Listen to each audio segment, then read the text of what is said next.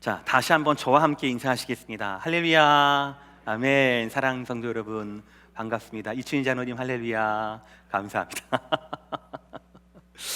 오늘 4월 마지막 주일 예배예요.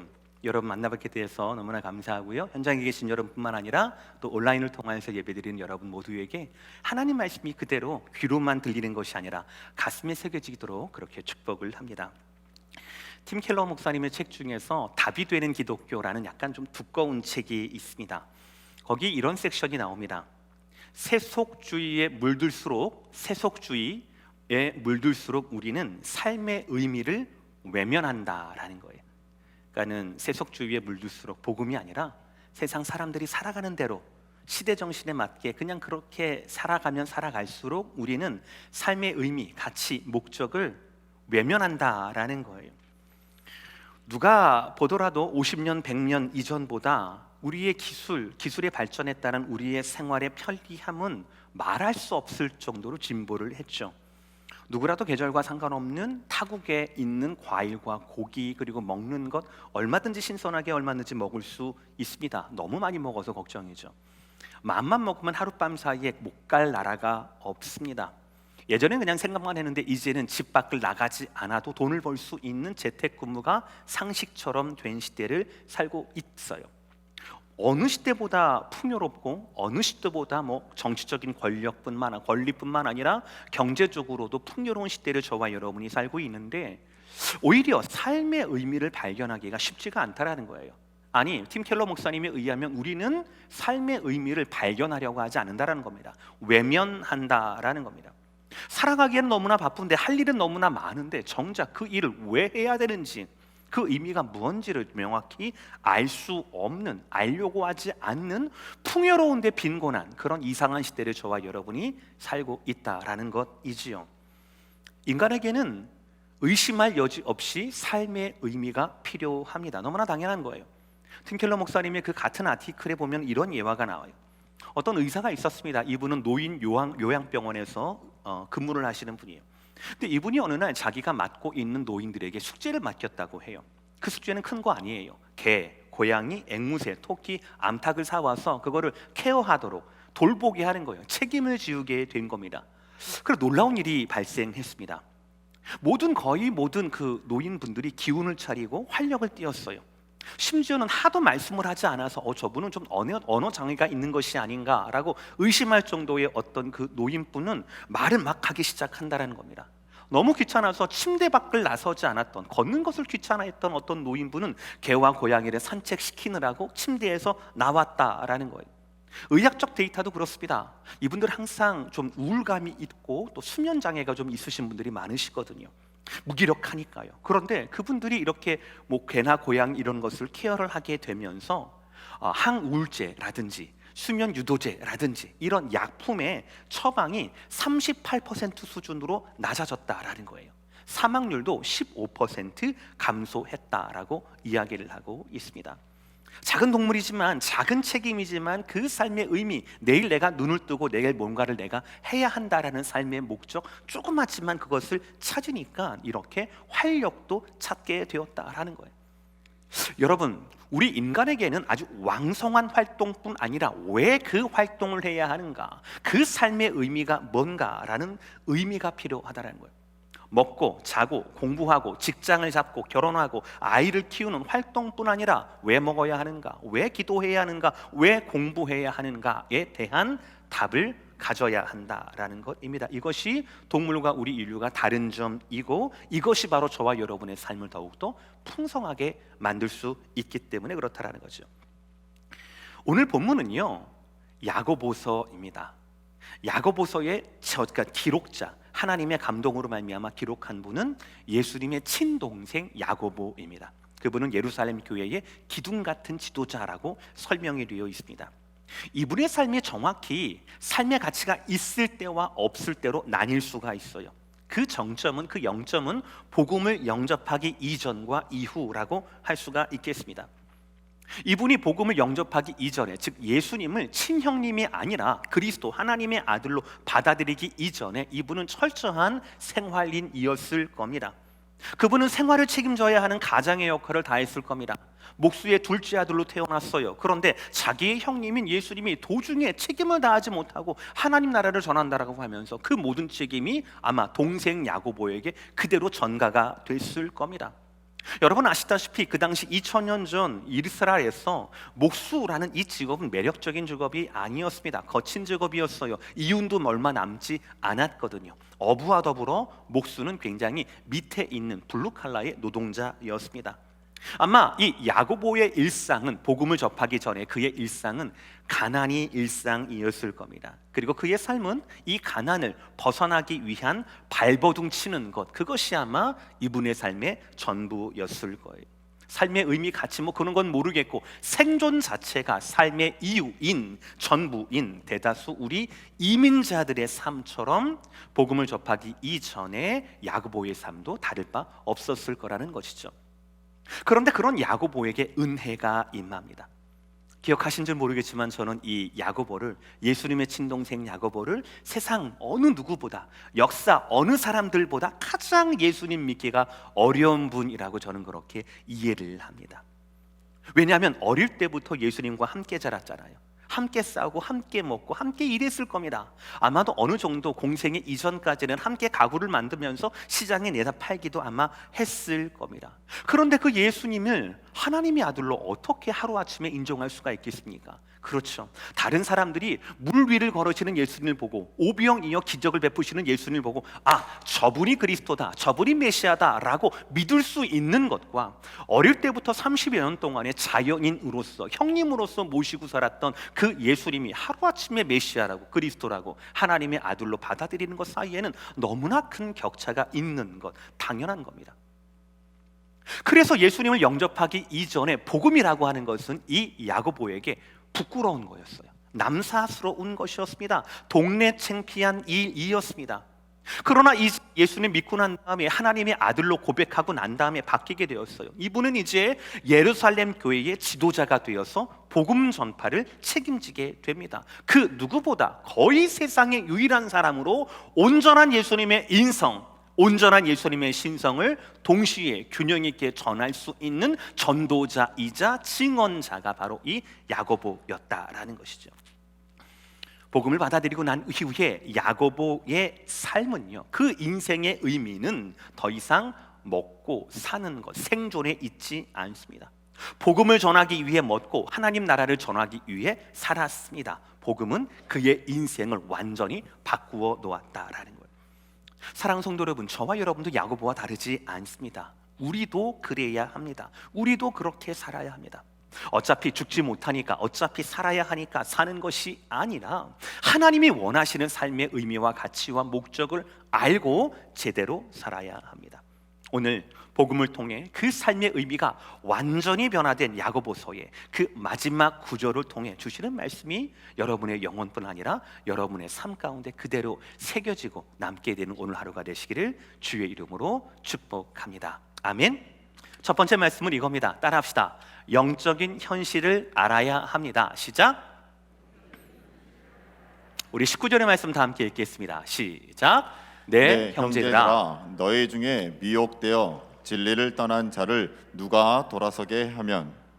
야고보의 마지막, 야고보서의 마지막 권면은 내 형제들아로 시작이 돼요. 헬라어로서 형제라는 단어가 참 재미있어요. 하나라는 접두사, 그리고 또 여자분의 자궁이 있잖아요. 그것이 합쳐진 거예요. 그러니까 형제라는 건 바로 뭐냐면 같은 부모에게서, 같은 어머니에게서, 그태에서 난 자들을 이제 형제라고 이야기를 하는 겁니다. 자, 야고보에게 있어서 제일 첫 형제는 누구겠습니까? 바로 예수님이에요. 그런데 이 야고보 사도는 자기의 예수님 말고 복음 안에서, 복음의 자궁 안에서, 복음의 테두리 안에서 함께 영양분을 받고 변화된 모든 성도들을 뭐라고 얘기합니까? 형제들아, 내 형제들아 라고 이야기를 하고 있어요. 바로 여기에서 우리를 향한 야고보 사도의, 야고보의 어떤 사랑과 애착을 볼 수가 있어요.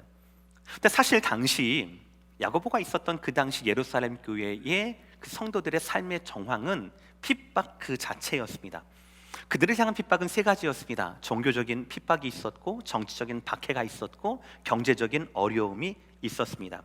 첫째는 우리가 히브리서 말씀에서 보았듯이 당시 그리스도인들은 동족이었던 유대인들에게 종교적인 핍박을 당하게 됩니다. 사도행전 7장에 스데반 집사님의 그 순교 이후에 예루살렘 교회는 공식적인 핍박의 시대를 맞게 되었습니다. 그리고 이러한 핍박은 예루살렘 교회만 있는 것이 아니라 사도 바울의 고백처럼 바울이 가는 곳마다, 복음 전도자들이 가는 곳마다, 선교하는 분들이 가는 곳마다 예루살렘에서 반대하는 자들이 와서 돌을 찢기도 하고 막 이상한 소문을 퍼뜨리기도 하고 박해했던 시대가 바로 그들의 시대였어요. 두 번째는 정치적인 박해였습니다. 이것은 야고보 사도, 요한의 형님이죠. 야고보 사도의 순교와 그리고 베드로의 감옥 사건을 통해 알 수가 있는데, 로마 당국자들이요, 이 예루살렘 교회를 핍박하면 핍박할수록, 이들을 죽이고 가두고 하면 할수록 나머지 많은 예루살렘 거민들이 환호하는 거예요. 로마 사람들은 너무너무 좋아하는 겁니다. 거기에 맞들리다 보니까, 그 인기에 맞들리다 보니까 칼춤을 추기 시작한 거예요. 대중들의 만족을 위해서 춤추기 시작한 공권력의 횡포는 너무나 무시무시한 것이었습니다. 그것이 로마 당국으로부터 진행이 됐다라는 것이죠. 세 번째, 그들의 현실적은 바로 뭐였냐면 경제적인 어려움이었습니다. 글라우디오 황제 때에 큰 흉년이 발생했는데, 이 흉년은 원조를 받지 않으면 안 될 정도로, 이 예루살렘 교회가 다른 교회로부터 지원을 받지 않으면 안 될 정도로 굉장히 극심한 가난이 바로 그들이 직면한 현실이었습니다. 근데 여러분, 제가 말씀드렸던 종교적인, 정치적인, 경제적인 이 어려움들, 박해, 핍박, 이것이 현실 맞습니까? 반은 맞고 반은 틀려요. 우리가 직면한 현실은 맞습니다. 그러나 우리가 알아야 할 현실은 아니에요. 저와 여러분이 알아야 할 현실은 뭡니까? 이런 상황에서 어떻게 살 길을 찾아가느냐, 이것 아니겠습니까? 이걸 알아야 그대로 가지요. 팬데믹에 대한 뉴스가 더 중요합니까? 백신에 대한 뉴스가 더 중요합니까? 팬데믹이 얼마나 무서운가가 더 중요한 겁니까? 팬데믹 가운데 우리가 어떻게 안전하고 건강하게 살 수 있는가라는 그 지식이 더 중요한 겁니까? 뭐가 우리를 살리는 겁니까? 뭐가 우리를 살리는 거예요? 그 중에 살 길이 우리를 살리는 거예요. 다시 한번 19절의 말씀을 보세요. 내 형제들아, 너희 중에 미혹되어 진리를 떠난 자를 누가 돌아서게 하면. 저와 여러분은 그리스도인으로서 영적 현실을 알아야 한다라는 거예요. 종교적인 핍박이나 정적인 박해나 경제적인 어려움, 이러한 상황, 성도가 직면한 이러한 상황은 없을 때가 없었어요. 우리는 착각하면 안 됩니다. 우리는 유사 이래로 가장 풍요로운 시대를 살고 있어요. 정치적으로, 경제적으로 가장 풍요로운, 가장 귀한 권리와 자유를 사용하고 있어요. 신앙적으로도 마찬가지예요. 어떤 정권보다도 기독교에 대한, 특히 한국과 미국 같은 경우에는요, 기독교와 교회와 전도자에 대해서 이만큼 프렌들리한 정권은 없었습니다. 유사 이래로 2000년 동안이요. 어디를 가나 핍박을 당했거든요. 어디를 가나 경제적인 가난이 우리를 올감해 있었습니다. 그것이 성도와 교회와 교회 지도자의 디폴트 값이었어요.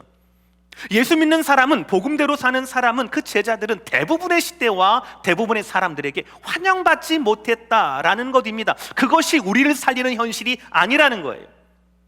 그런 현실 가운데 우리를 살리는 것은 바로 영적인 현실, 미혹이라는 존재입니다. 미혹이 있다라는 거예요. 19절 말씀 보여주세요. 미혹으로 말미암아 우리가 진리에서 벗어날 수 있다라는 거예요. 경제적인 어려움은 인내하면 되는 겁니다. 버티면 되는 거예요, 밖에는. 그러나 이 미혹, 진리에서 벗어나게 하고 제자의 삶이 아니게 하고 그 길에서 미끄러지게 하는 것, 옆길로 벗어난다라고 하는 게 미혹의 사전적인 정의인데, 그렇게 함으로 말미암아 내가 성도가 아닌 성도가 되고 제자답지 못한 제자가 되게 하는 것, 이것이 바로 우리의 마주한 영적인 현실이라는 겁니다. 미혹은 시험과 유혹과는 약간 달라요. 야고보서 1장 14절을 보시면 이렇게 말씀하고 있습니다. 오직 각 사람이 시험을 받는 것은 자기 욕심에 끌려 미혹됨이니라는 거예요. 그러니까 미혹이라고 하는 것은 시험이라는 결과를 낳는 과정이에요. 그러니까 내 욕심, 시험, 이 중간에 미혹이라는 게 있어요. 여러분, 우리 정욕이라고 하는 것, 육신에 있는 욕심이라고 하는 것, 우리가 이 땅 가운데 사는 사람들은요, 숨쉬며 사는 사람들은, 밥을 먹어야 사는 사람들은 이것이 없는 사람은 없습니다. 하나도 없어요. 결코 없습니다. 다만 그 육체의 그 욕심에 자기의 무게 중심을 두느냐 마느냐 이 싸움인 거예요. 그게 바로 미혹인 겁니다. 그게 균형을 잃어버리는 것, 그것이 미혹이라는 거예요. 자기의 육체의 욕심의 균형을 잃는 게 아니라 안목의 정욕 가운데 거기에 무게를 두는 것이 아니라 하나님 말씀과 진리를 지키는 데 무게를 두는 것, 이것이 미혹이고 미혹에 싸우는 성도의 삶이라는 것이에요. 사랑하는 성도 여러분, 눈에 보이는 현실에 매몰되지 마시길 바랍니다. 세속주의는 끊임없이 우리를 바쁘게 합니다. 뭐 하는지도 모를 정도로 바쁘게 합니다. 그래놓고 우리에게 잘 살았다, 오늘 하루 참 바쁘게 살았어, 진짜 시간 빨리 가네, 오늘 하루 잘 살았어 라고 생각하게 합니다. 아니에요. 바쁘게 사는 게 잘 사는 게 아닙니다. 하나님의 목적대로 사는 게 잘 사는 겁니다. 진리 안에 거하면서 진리로 말미암아 살아가는 게 그것이 잘 사는 삶이에요. 험악한 시대, 험난한 시대를 사는 우리에게 말씀하시는 하나님의 진짜 뜻이 뭡니까? 미혹이 있다라는 거예요. 그 미혹이 진리에 있는 성도들의 제자들을 돌이킬 수 있다라는 거예요. 이것이 바로 저와 여러분이 살아야 할 영적 현실이라는 겁니다. 이 미혹은 본인뿐 아니라 19절 20절의 말씀에 의하면 다른 형제들, 한 뱃속에 나왔던 다른 형제들, 복음을 받아들였지만 미혹으로 말미암아 잠시 고난과 잠시 혼란을 겪고 있는 다른 형제들을 돌아오게 해야 할 그런 사명이 우리에게 있다라는 것이 저와 여러분이 마주한 우리를 살리는 현실이라는 거예요. 영적 현실이라는 거예요. 여러분, 우리는 알아야 삽니다. 우리의 영적 현실을 알아야 산다라는 거예요. 두 번째 말씀, 우리는 알아야 삽니다. 우리는 사명을 알아야 산다라는 거예요. 우리 다시 한번 20절 상반절의 말씀 다시 한번 보겠습니다. 시작. 너희가 알 것은 죄인을 미혹된 길에서 돌아서게 하는 자가. 아멘. 죄송합니다. 20절을 여는 처음 단어는 명령법이에요. 너희는 알아야 한다라는 뜻입니다. 알아도 되고 몰라도 되고가 아니라 너희는 알아야 한다라는 거예요. 우리에게는 사명이 있다라는 거예요. 핍박과 박해와 그리고 가난이 있는 우리의 삶이지만 그럼에도 불구하고 우리에게는 하나님이 주시는 사명이 있다라는 거예요. 이미 19절에서 미혹되어 진리를 떠난 자, 그 자들을 20절에서는 뭐라고 합니까? 죄인이라는 단어로 봤습니다. 저와 여러분께 맡겨주신 하나님의 사명이 뭐예요? 미혹되어서 미혹되어서 흔들리는 형제들, 그리고 이미 떠나서 진리를 떠난 그 죄인들, 그들을 그 길에서 돌아서게 해야 한다. 이것이 바로 하나님께서 야고보서 마지막을 통하여 우리에게 주시는 사명이라는 거예요. 이 사명이라는 겁니다. 알아요. 너무너무 어려운 거 압니다. 그리고 단기간에 뭐 몇 번 기도했다고 해서 몇 번 밥 사줬다고 해서 돌아오게 할 수 없다라는 것 압니다. 수십 년의 기도와 노력으로도 보장할 수 없다라는 것 알고요. 길고 긴 싸움이라는 것도 잘 압니다. 그래서 우리는 이 사명, 진리에 떠난 자들, 미혹되어 자기 욕심에 이끌려 그 길에 벗어난 자들을 돌아오게 하는 이 하나님의 주시는 이 사명을, 이 사명의 흥미를 잃어버려요. 몇 번 기도하다가 그냥 낙심하고, 아유, 뭐라고 생각하는 줄 아세요? 우리 속으로? 지들이 무덤 지들 판 거지 라고 생각을 해요. 지들이 선택한 거지, 지들 책임이지, 이렇게 외면하고 맙니다. 그러나 말씀은 우리의 그런 강팍한 마음을 지지하지 않아요. 다시 한번 19절 말씀 보시겠습니다. 내 형제들아 너희 중에, 19절 말씀, 내 형제들아 너희 중에 미혹되어 진리를 떠난 자를 누가 돌아서게 하면. 여러분, 먼저 우리의 형제들이, 우리의 자녀들이 진리를 괜히 떠난 게 아니에요. 진리가 싫어서가 아닙니다. 진리를 떠나게 한 원인이 있어요. 그 원인이 뭐예요? 미혹이에요. 이 미혹은 나에게도 있는 거예요. 나도 겪은 어려움이었어요. 나도 흔들리거든요. 그렇지 않습니까? 나도 흔들릴 때가 있어요. 나도 흔들리고 나도 힘겨운 그 싸움인데 다른 형제들은 거기에 진 것뿐이에요. 넘어진 것뿐이에요. 그러므로 우리는 형제라고 부를 수 있는 이 공동체에는 어떤 책임이 있습니까? 그 공동체 가운데 목회자에게는 어떤 책임이 있습니까? 충분히 그 미혹과 자기 욕심과 싸우게 하는 성도들에 대한 훈련이 필요하다라는 거예요. 훈련할 책임이 공동체에게, 지도자에게 있다라는 것입니다. 다시 한번 20절 말씀이에요. 너희가 알 것은 죄인을 미혹된 길에서 돌아서게 하는 자가. 명령법이라고 했죠. 너희는 알아야 한다. 죄인을 그 길에서 그대로 둘 것이 아니라 돌아오게 해야 한다. 이것을 너희가 알아야 한다. 이것이 너희의 사명이라는 것을, 공동체의 책임이라는 것을 알아야 한다라는 말씀이에요. 너무나 긴 시간이 소요되고 심지어는 내 세대의 열매를 볼 수 없을 것 같더라도 우리는 이 사명을 하시라도 잊어서는 안 된다라는 거예요. 왜냐하면 하나님께서 이 상황 가운데 우리에게 맡기신 사명이기 때문에 그렇습니다. 40일 기도를 하면서 여러분들께 보금다리 노티, 여러분들 3분 이상 여러분들 전도할 대상을 적어달라고 제가 말씀드렸어요. 매일매일 250명 이상의 이름을 불러가면서 기도를 했습니다. 너무나 감사한 것은 그 중에 반 이상이 여러분의 자녀를 위한 기도 제목이었습니다. 가만히 생각을 해봅니다. 그동안 여러분들 얼마나 여러분의 자녀를 위해서 기도하셨겠습니까? 물론 여러분을 자녀를 위해서 기도하신 제목으로 내놓으신 그 기도가 지금도 사역을 잘하고 있고 예배를 잘 드리고 있고 예수 잘 믿고 있지만 더 잘 믿도록, 더 좋은 사역을 하도록, 더 건강한 교회가 되기를 섬기도록 마음에서 기도 제목을 나눠주신 분들이 더 많다라는 것을 압니다. 그러나 아마 말 못할 여러분의 고민 가운데 하나는 잘 살고 잘 졸업하고 잘 가정을 이루었지만 예수를 믿지 않고 아직도 어릴 때는 너무나 예수를 잘 믿었지만 지금은 예배를 드리지 않는 맨말라버린 우리의 자녀들의 영적 모습 때문에 여러분들을 많이 마음이 힘들고 가난하게 직되는 것, 그것을 제가 느낄 수가 있었습니다. 그러나 사랑하는 성도 여러분, 그들을 위하여 그들이 그 길에서 돌이켜서 다시 진리로 돌이키게 하는 것이 저와 여러분의 소원뿐만 아니라 하나님께서 저와 여러분에게 맡기신 사명이라고 하는 것, 이 말씀을 듣고 이 말씀대로 계속해서 기도하시기를 주의 이름으로 축복합니다. 더불어 여러분들, 우리 인사이드에서는 교회에서 행하는 모든 훈련 프로그램에 여러분들 적극적으로 참석하셔야 합니다. 물론 이 말씀이 교회에서 제가 하는 모든 양육이 완벽하다, 완전하다, 우리 안에 있는 모든 욕심을 제어하기에 온전하다, 만능이다 라는 말씀은 아닙니다. 그러나 훈련을 기도하면서 잘 준비하는 목회자들과 그것을 하나님의 은혜로 알고 받아 누리려는 여러분들 사이에는 혹 만약에 구멍이 있다 하더라도, 좀 에러가 있다 하더라도, 부족한 면이 있다 하더라도 거기에 하나님의 은혜가 꽉꽉 채워질 거라고 저는 그렇게 믿어요. 그 40일 챌린지를 하면서 주일학교에도 저희가 똑같이 얘기를 했습니다. 그래서 아직 글씨를 쓰지 못하는 꼬맹이들한테는 날마다 기도하게 하고, 기도하면 부모님들 도장을 찍어주기로 했어요. 40일 동안.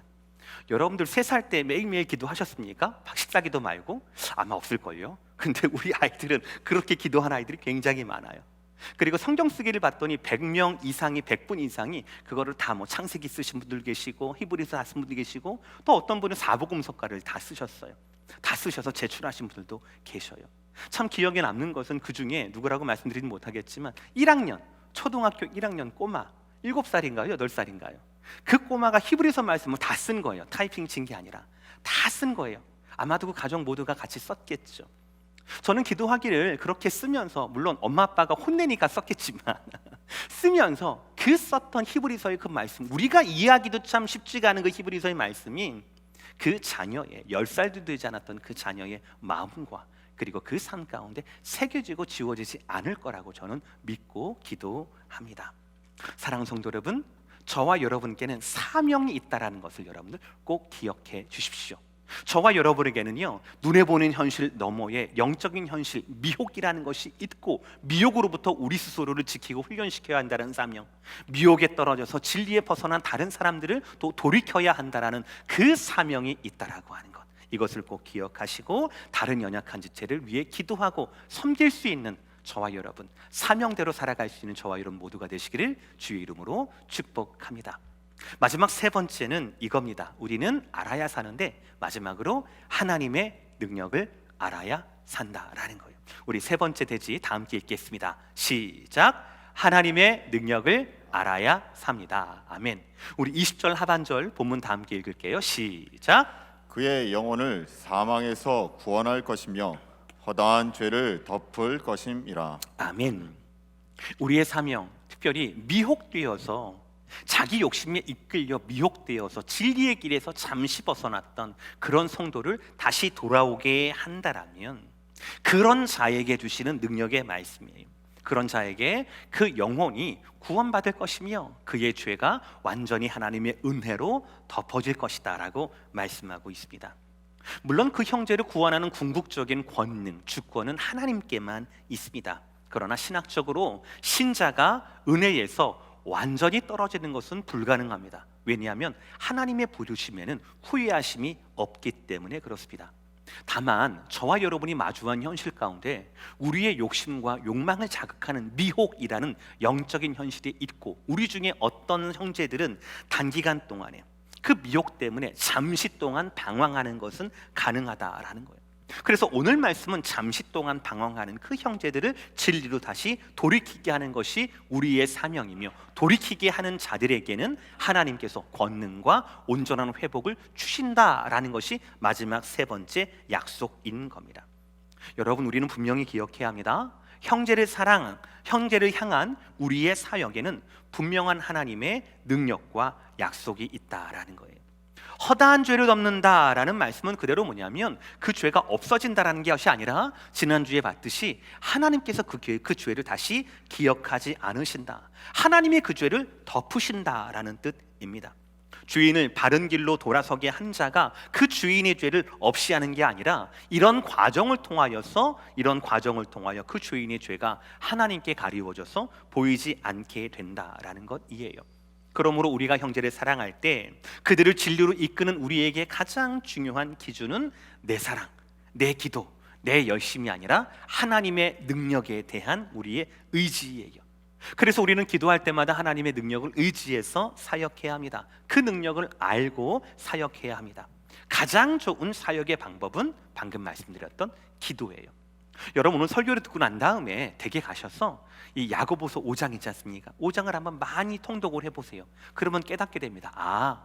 성도가 핍박과 박해와 가난 가운데 있는 성도가 그럼에도 불구하고 성도로서의 아이덴티티를 지킬 수 있는 유일한 방법은 바로 기도구나, 하나님이 원하시는 그 능력의 방법은 온전히 기도구나라는 것을 깨달을 수 있을 겁니다. 잠깐 소개할게요. 13절의 말씀 다 함께 시작. 너희 중에 고난 당하는 자가 있느냐? 그는 기도할 것이요. 즐거워하는 자가 있느냐? 그는 찬송할지라. 아멘. 주님 말씀하세요. 고난 당하는 자에게는 무엇을 명령하십니까? 기도하라. 즐거워하는 자에게는 무엇을 말씀하십니까? 찬송하라. 삶의 현실은 달라요. 고난, 즐거움, 고난에 처할 때도 있고 즐거울 때도 있잖아요. 삶의 현실은 다릅니다. 직면한 현실은 달라요. 그러나 대상은 똑같습니다. 고난 가운데도 잠기지 않는 거예요. 고난 가운데 침몰하지 않는 겁니다. 고난 가운데 하나님께 기도하는 거예요. 찬송, 즐거움 있잖아요. 즐거움 가운데 내가 잘했어, 내 덕분이지 뭐 나만 따라와, 이게 아니라 즐거움 가운데 하나님을 향한 찬송이 있어야 한다는 거예요. 고난과 즐거움은 다 다른 삶의 양상이지만 고난에서도 하나님께, 즐거움에서도 우리는 하나님을 향한 기도와 찬송을 멈추면 안 된다라는 것입니다. 게다가 14절 15절 너희 중에 병든 자가 있느냐? 그는 교회의 장로들을 청할 것이요 그들은 주의 이름으로 기름을 바르며 그를 위하여 기도할지니라. 믿음의 기도는 병든 자를 구원하리니. 아멘. 고난당하는 자에게도 기도를, 괴로운 자, 그 즐거운 자에게도 하나님께서 찬송을 명하셨듯이 만약에 너희 중에 병이 있는 자, 병든 자가 있으면 그들은 장로들에게 기도를 청할 것이다 라고 말씀하셨어요. 하나님의 능력은 기도를 통하여서 일어난다라는 것이에요. 지금과 달리 2000년 전에 만약에 소문낼 만한 그런 누군가를 초청하고 기도를 받아야 할 병이라고 하면 가벼운 병은 아닐 거예요.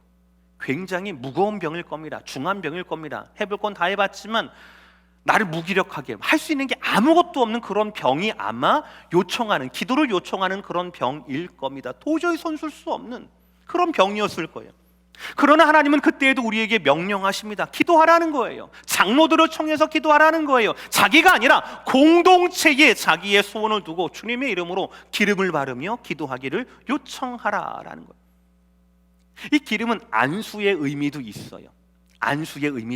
그러나 여기에서 이 문맥에서 이 기름은 치료제의 의미가 있습니다. 약품으로서 의미가 더 있는 거예요. 그러므로 필요한 의학적인 케어를 받으면서 함께 기도하라라는 거예요.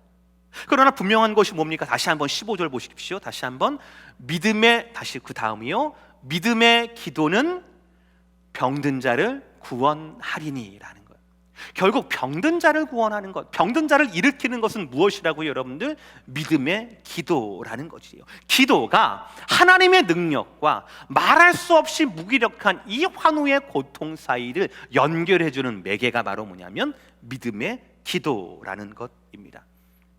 여러분, 야고보 사도가 말하고 있는 이 기도는 육적인 병, 14, 15절에 나와 있는 이것뿐 아니라 우리의 죄에 대해서도 마찬가지의 능력을 가집니다. 5장 16절, 그러므로 너희 죄를 서로 고백하며 병이 낫기를 위하여 서로 기도하라. 의인의 간구는 역사하는 힘이 큼이니라. 아멘. 기도가 바로 능력의 비결이에요. 한 개인뿐 아니라 고난을 당하고 그 개인뿐 아니라 공동체 전체를 향한 하나님 능력의 열쇠가 바로 기도였다라는, 너희 중에 고난 당하는 자에게도 기도, 너희 중에 병든 자에게도 기도, 서로 죄를 위해서도 서로 기도해야 한다라는 것입니다. 그래서 이 기도의 공동체, 기도로 말미암아 서로가 서로를 돕는 공동체는 미혹된 길로 말미암아 잠시지만 흔들려서 진리를 떠난 죄인이라고 부를 수 있는 그 형제라고 할지라도 이 기도의 공동체, 서로를 위해 중보하는 공동체에는 그 영혼을 건져낼 것이고 하나님의 은혜가 그 형제의 셀 수 없는 죄악과 허다한 죄를 결국 공동체의 기도로 통하여서 덮어질 것이다 라고 말씀하고 있다는 거예요. 이렇듯 기도는 우리를 더욱더 건강하고 더욱더 아름다운 공동체로 만드는 비결이고요, 기도라고 하는 것은 우리를 회복의 공동체로 만드는 것이고, 기도라고 하는 것은 서로가 서로를 지적하는 공동체가 아니라 서로가 서로에게 등을 맞대고 등을 맡길 수 있는, 서로에게 상호 보완할 수 있는 능력의 열쇠가 바로 기도하는 공동체라는 겁니다. 우리는 이 능력을 알아야 이 능력답게 살 수 있다는 것이, 오늘 말씀 마무리하겠습니다. 삶의 의미는 내가 찾는 것이 아니라 하나님께로부터 주어지는 것이에요. 다시 말씀드립니다. 삶의 의미는 내가 찾는 것이 아니라 하나님께로부터 주어지는 것입니다. 하나님이 없는 삶은 그 의미를 찾는 일조차 매우 버겁습니다. 그 삶을, 오늘 하루를, 우리 가족을, 내 사업을 유지하는 것 자체가 너무나 바쁘고 힘들기 때문입니다. 그러나 하나님을 만난 성도에겐 그 의미가 나를 만드신 창조주 하나님께로부터, 나를 구원하신 그분의 복음으로부터 나에게 주어진다라는 것입니다.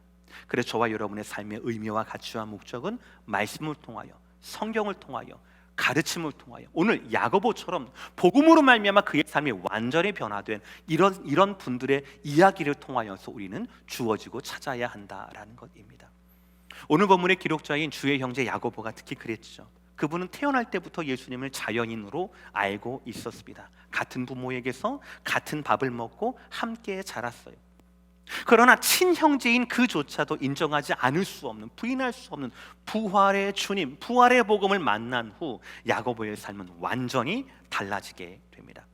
아버지를 대신하고 큰 형님을 대신해서 한 가정을 책임지는 그 생존 중심의 삶에서 이제는 교회를 책임지고 영혼을 책임지고 복음을 전하는 삶으로 완전히 그의 의미가 바뀌게 되었다라는 거예요. 이 야고보를 변화시킨 이 복음이 저와 여러분이 누리는 복음과 하나도 틀릴 게 없어요. 똑같습니다. 야고보가 그랬다라면 저와 여러분의 삶의 의미와 목적과 가치도 그래야 한다라는 거예요. 우리도 알아야 합니다. 우리도 알아야 살 수 있다라는 거예요. 여러분, 야고보서를 통하여 여러분 기억되는 메시지가 있습니까? 있어요. 뭐예요? 계속 몇 번이라고 강조합니다. 믿음엔 두 가지가 있다라는 거예요. 살아있는 믿음과 살아있는 것처럼 보이지만 죽어있는 믿음이라는 거예요. 살아있는 믿음은 행함이 있는 믿음이라는 거예요. 행함이 없는 믿음은 죽어있는 시체 같은 믿음이다라고 말하고 있어요.